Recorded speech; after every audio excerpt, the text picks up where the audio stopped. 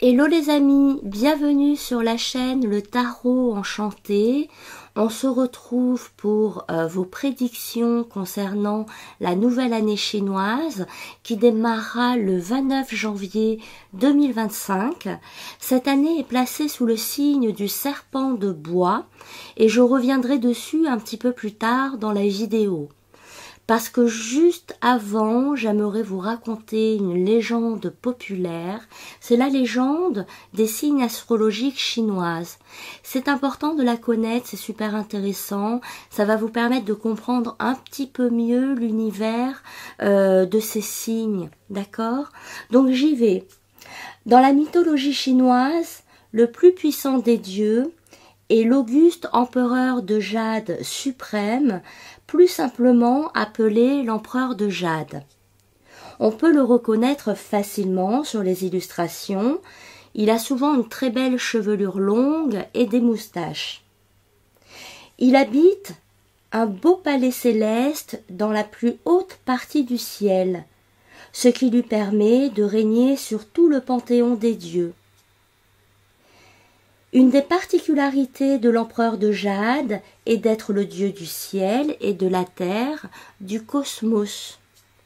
Il est également le chef de la bureaucratie. De ce fait, il est extrêmement respecté en Chine, puisqu'il agit sur toutes les demandes administratives. Il peut faire de votre destinée fortune ou infortune. Un beau jour, l'empereur de Jade, au sein de son palais, annonça l'organisation d'une course épique afin de recruter des animaux qui feraient partie de sa garde rapprochée exceptionnelle. Il envoya des invitations à tous les animaux de la terre, en précisant le lieu et l'heure du rendez-vous. Chaque animal avait son propre libre arbitre et pouvait, s'il le souhaitait, participer à cette course afin d'avoir le privilège de rejoindre le palais céleste. Le point de rencontre fut donné aux abords d'une rivière. La course consistait à la franchir. Bien évidemment, cela n'était pas aussi simple puisqu'il y avait un fort courant.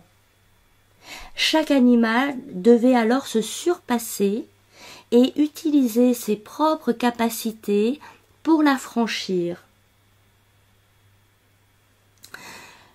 Le grand jour arriva et 12 cygnes se présentèrent au départ de la course.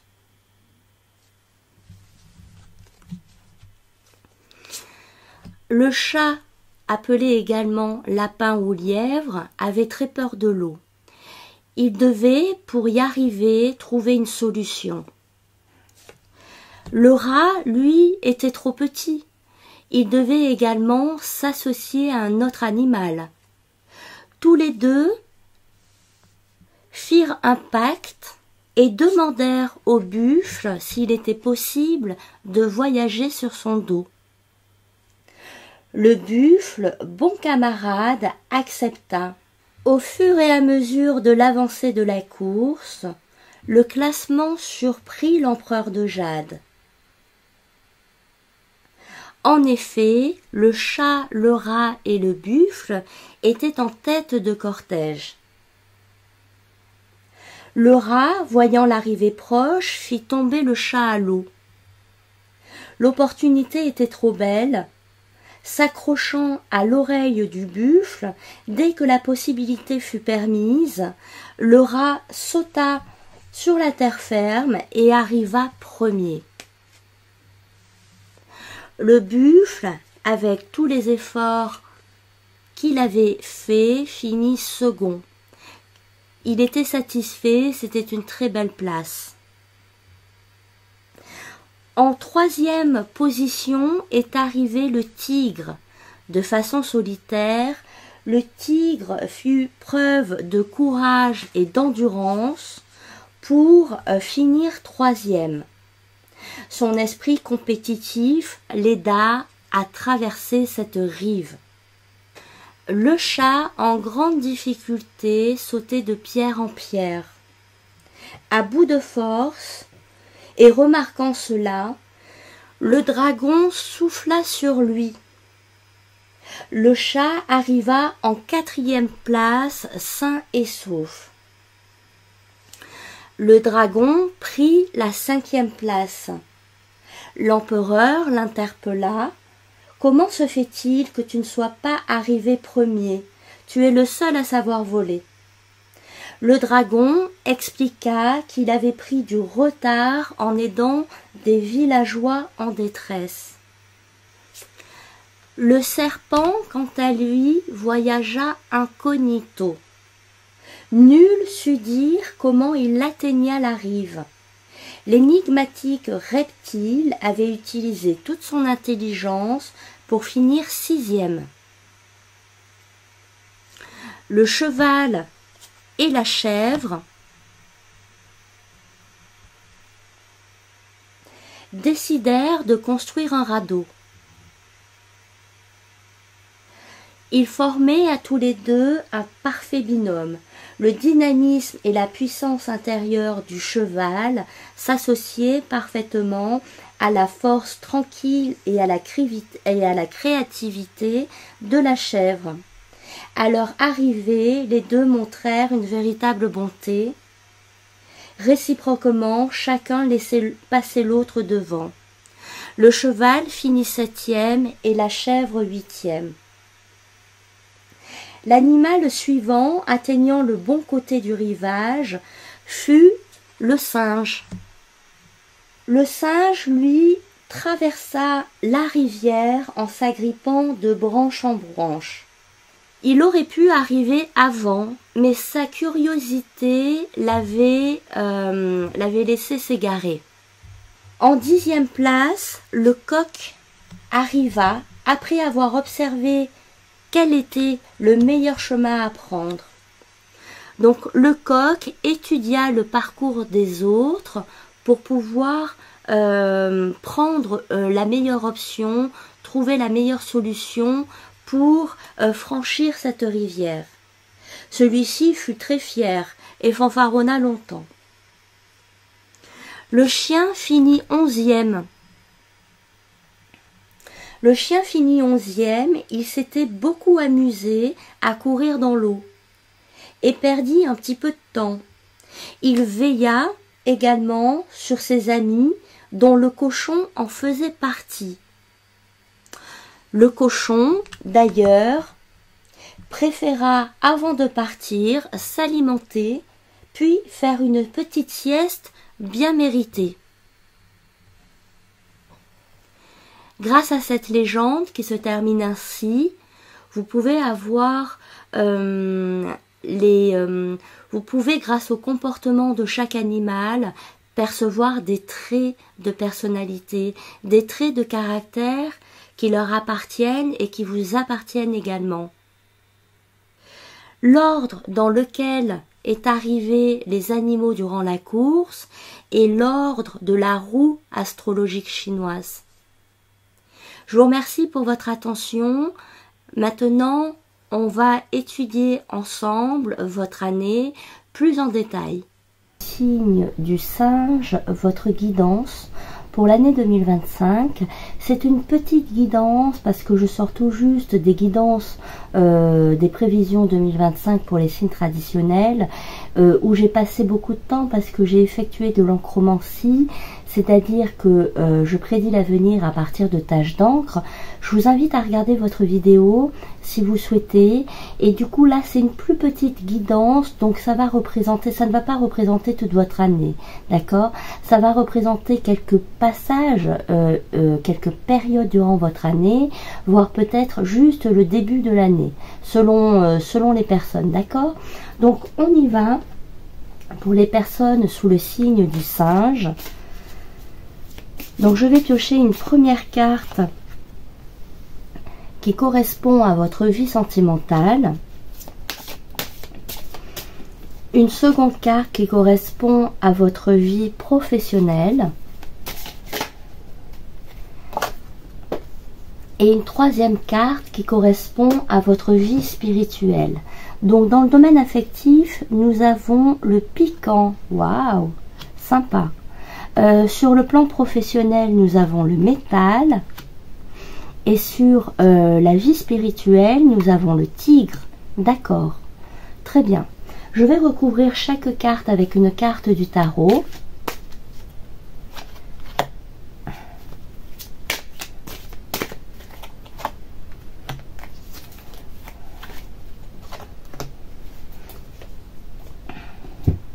Voilà. Alors, sur votre vie sentimentale, nous avons le 8 d'épée. Très bien. On a le 8 d'épée sur votre vie sentimentale. Sur votre vie professionnelle, nous avons le 2 d'épée inversé. Et sur votre vie spirituelle, nous avons le jugement inversé. Très bien. Alors, je vais recouvrir chaque carte, clairement.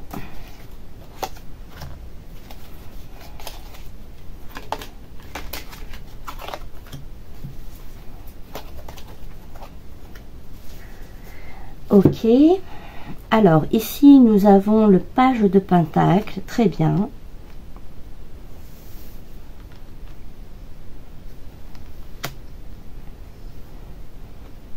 Nous avons ici le 4 de denier. Et nous avons ici le 5 de bâton, d'accord.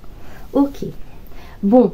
Alors, pour nos amis du singe, qu'est-ce qui se passe? Sur le plan affectif, ici, ça bouge, d'accord? Vous décidez en fait de quitter, vous décidez de quitter une relation, vous décidez de quitter une façon d'être émotionnelle pour quelque chose de nouveau, d'accord? Il y a l'idée vraiment, il y a vraiment l'idée oui, si vous êtes en couple, avec quelqu'un et que ça ne va plus, vous allez prendre la décision de le quitter, tout simplement, d'accord? Quitte à ce que ça pique un petit peu. Ça peut faire mal, mais vous savez que pour avancer, vous avez besoin de vous séparer d'une énergie. Voilà, il y a vraiment l'idée ici de devoir se séparer d'une énergie. Si c'est une personne, un prétendant, une personne qui vous intéresse, même si vous n'êtes pas ensemble, eh bien vous décidez simplement de passer à autre chose, d'accord? Vous préférez avoir mal un bon coup, mais de pouvoir vous libérer par la suite. Parce qu'ici, avec le page de pentacle, on nous montre que ça bouge, d'accord? On nous montre que ça bouge. Et que le fait de changer de positionnement, le fait de changer d'attitude et de point de vue, ça va faire avancer les choses et vous allez vous en rendre compte. C'est ça qui est bien, c'est que vous avez rapidement des résultats. Même si au niveau sentimental, on n'en attend pas forcément. On n'est pas bien sûr sur une étude de marché. Mais ça ressort, d'accord? Le fait de quitter une situation qui ne vous convient plus va vous amener vers une liberté et va vous faire évoluer.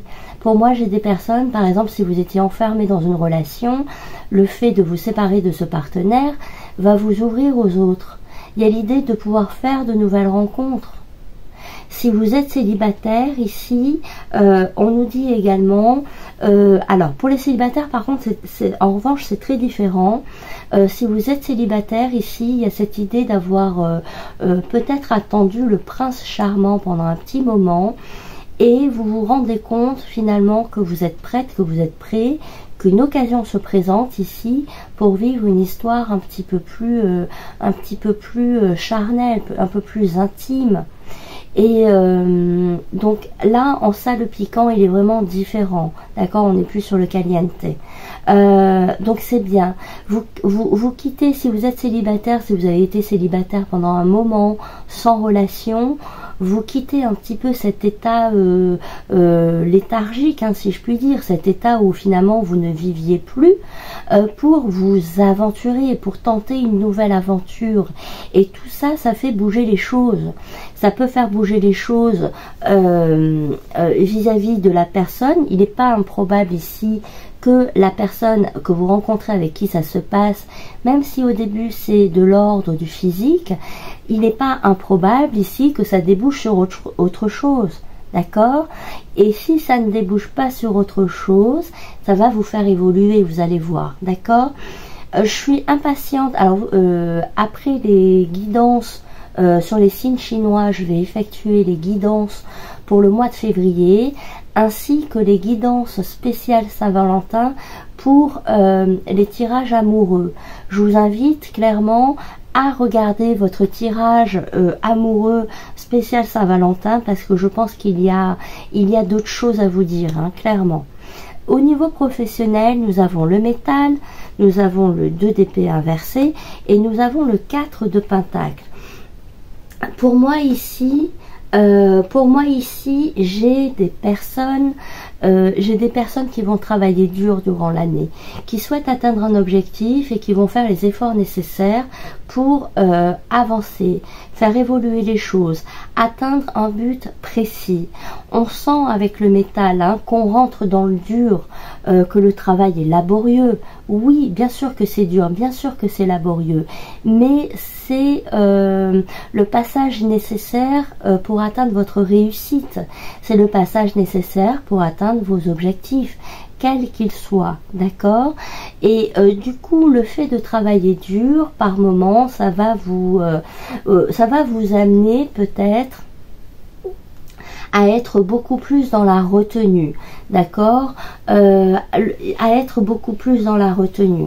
Par exemple, si vous créez une entreprise, si vous développez un projet, si vous cherchez un emploi, si vous suivez une formation, une reconversion, le fait d'être impliqué comme ça dans un nouveau cycle, dans un nouveau mouvement, mais qui nécessite des efforts, va vous rendre un petit peu hermétique à tout ce qui se passe autour.